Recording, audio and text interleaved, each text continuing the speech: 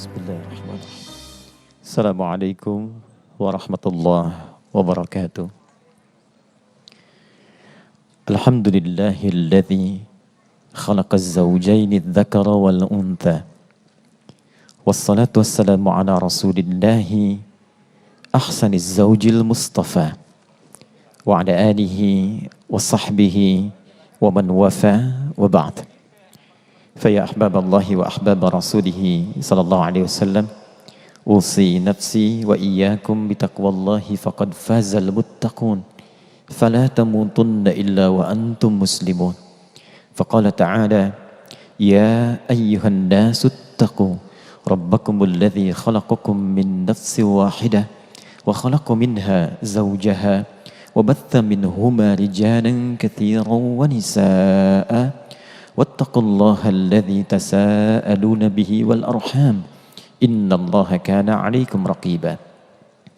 Hadirin sekalian, terkhusus Adinda Rian dan Ria, ada pesan penting di dalam Al-Quran bagi setiap insan beriman, pasutri yang mendambakan kehidupan rumah tangga berhias sakinah, ketentraman, mawaddah, rasa cinta yang diselimuti oleh materi, dan rahmah, perhatian yang mengalir dari kebeningan hati yang paling dalam. Kita selalu menyingkatnya dengan samara. Pintu samara dibuka oleh Allah Subhanahu wa taala di Quran surah ke-30 Ar-Rum di ayat ke-21 dengan dua kunci utama.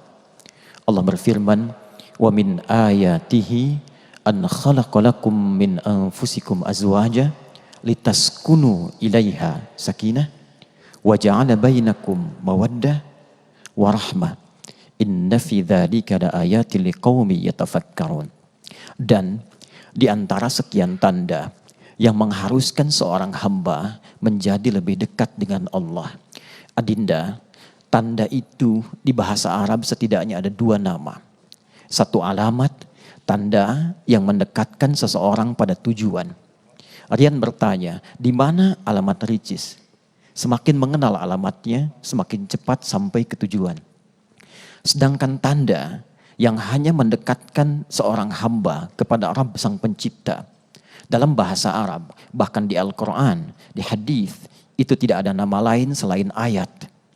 Karena itu jika disebutkan ayat, maka memberi kesan kepada kita untuk mengambil petunjuk dari tanda itu agar kita semakin dekat dengan Allah Subhanahu wa taala. Al-Quran isinya disebut dengan ayat.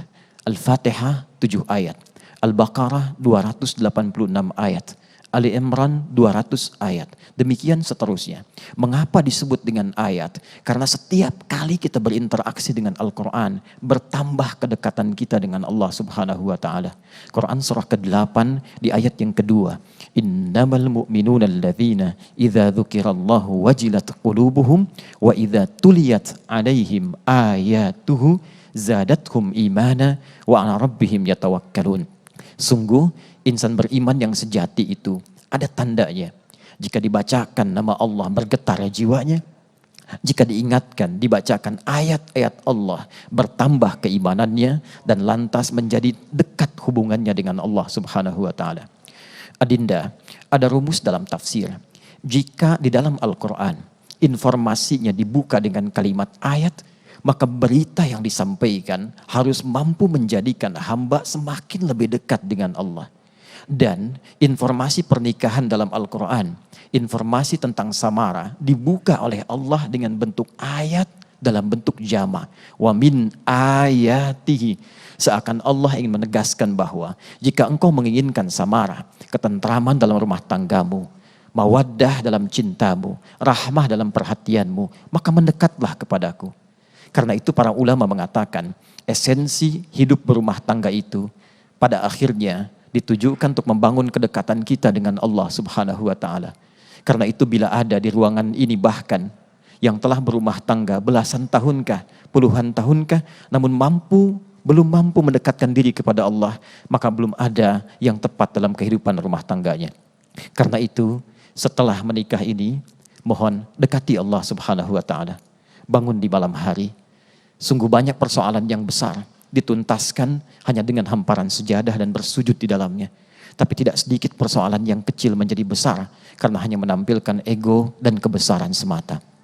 Adinda yang kedua, dan ini sebagai penutup yang sangat indah dalam Al-Quran.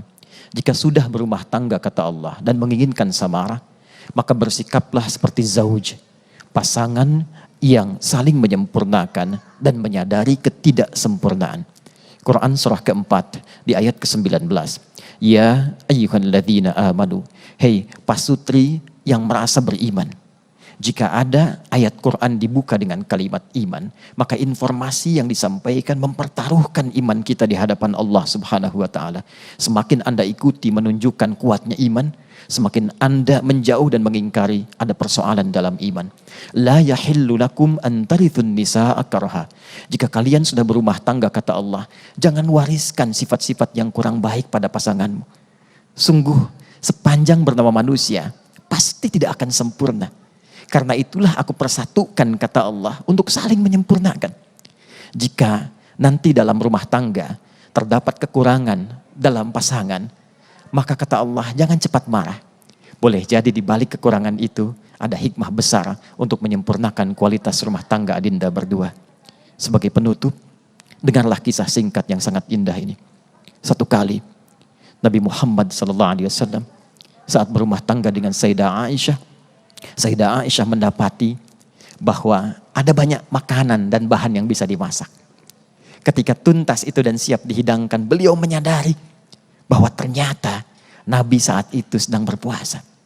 Beliau mengadu, bermohon ampun kepada Allah. Aku menghidangkan makanan sementara Nabi sedang puasa. Tahukah Anda apa yang disampaikan Rasulullah? Beliau datang, berbisik di telinga Sayyidah Aisyah dengan sangat lembut dan mengatakan, Zauji, ana muftir. Sayang, tahukah engkau? Hari ini aku tidak sedang puasa. Mari nikmati hidangan yang tengah engkau masak itu. Satu sisi yang lain, Sayyidah Aisyah ingin memasak namun tidak ada bahan di dapurnya. Sedangkan Nabi sedang tidak puasa. Beliau mengadu kepada Allah bermohon ampun. Ya Allah, Nabi tidak puasa, aku tidak punya bahan makanan. Tahukah adinda?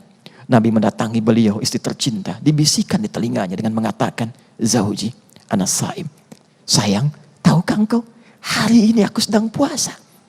Anda bisa bayangkan, seorang nabi, seorang rasul, dijamin surga, dipuji oleh Al-Quran, masih mampu memuliakan istrinya dan pasangannya dalam kemuliaan yang tinggi. Anda bukan nabi, Anda bukan rasul. Dan belum turun ayat pujian dalam Al-Quran kepada kita serta jaminan surga. Karena itulah kita lebih layak untuk menjaga pasangan yang Allah titipkan. Mudah bagi Allah menitipkan ria kepada pria lain. Tapi Rian yang diamanahkan. Karena Allah mempercayai Rian dapat menjaganya dengan baik. Seperti ayahnya almarhum menjaganya. Seperti ibunya menyayanginya. Pun demikian, tidak Allah titipkan Rian kepada perempuan lain. Tapi kepada Ria. Karena Ria dipercaya mampu memberikan kebahagiaan dan pelapis duka yang menghadirkan suka yang mendalam, abadi sampai menghadap kepada Allah Subhanahu wa taala. Demikian yang disampaikan. Semoga dapat memberikan jejak yang baik untuk melahirkan kebahagiaan. Semoga rahmat dan ridha Allah mengiringi perjalanan kehidupan adinda berdua. Dan semoga kita semua diberikan pancaran hikmah dan kebaikan serta keberkahan dari pernikahan yang dilangsungkan oleh Rian dan Ria.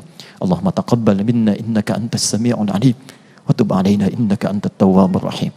Wa sallallahu ala sayyidina Muhammad wa ala alihi wa sahbihi ajma'in wa akhiru da'wana alhamdulillahi rabbil alamin. Assalamualaikum warahmatullahi wabarakatuh.